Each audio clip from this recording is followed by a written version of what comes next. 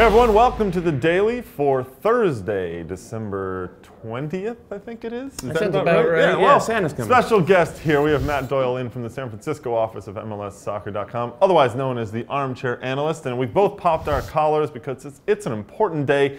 The transfer rumor mill continues to grind away, and the big news coming out on Thursday is that Carlo Cudicini, former Chelsea goalkeeper, currently with Tottenham Hotspur in the Barclays Premier League, reportedly close to a deal with the LA Galaxy. What do you think? I don't think it makes any sense at all. Throughout his history in MLS, Bruce Arena has never spent big money on a big keeper.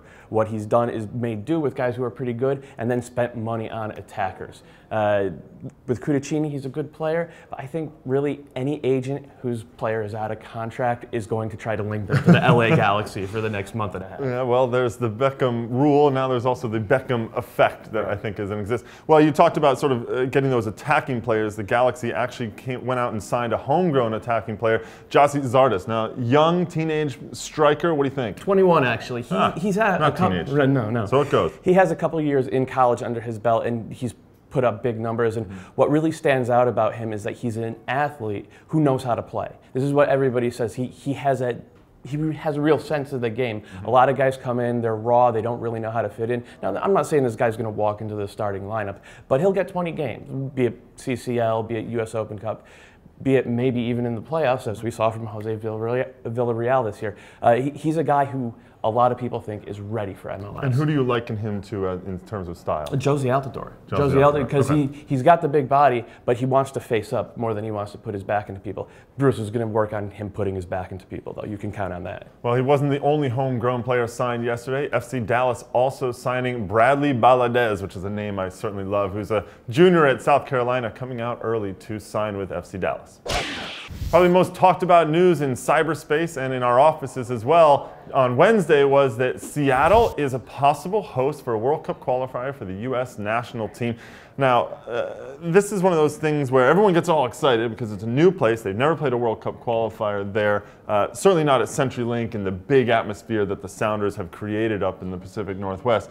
What do you think about this possibility, let's say? I think it sounds great because I've been in that place when it's rocking, and there really is nothing like it. You can't, I mean, the pains shake on the press box. It's amazing, but it's a turf field. Right. And I think as long as that's there are going to be reservations. And I don't know if everybody involved in the U.S. program loves the idea of laying down that temporary sod. We've seen them struggle on that in Detroit and Foxborough, a couple other places.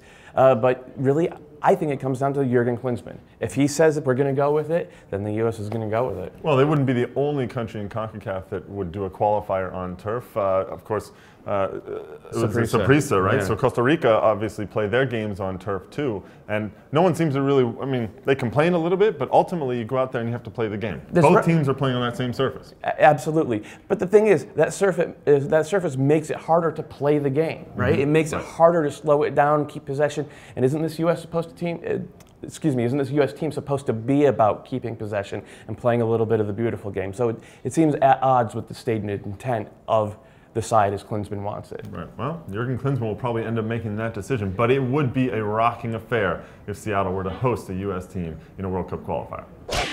Last thing before we go, the 2013 Adidas MLS Matchday Ball has been revealed, and you can go on MLSsoccer.com for a closer look at it, but most importantly, does it pass the juggle test? Can I pass the juggle test? That's it for the Daily. We'll talk to you tomorrow.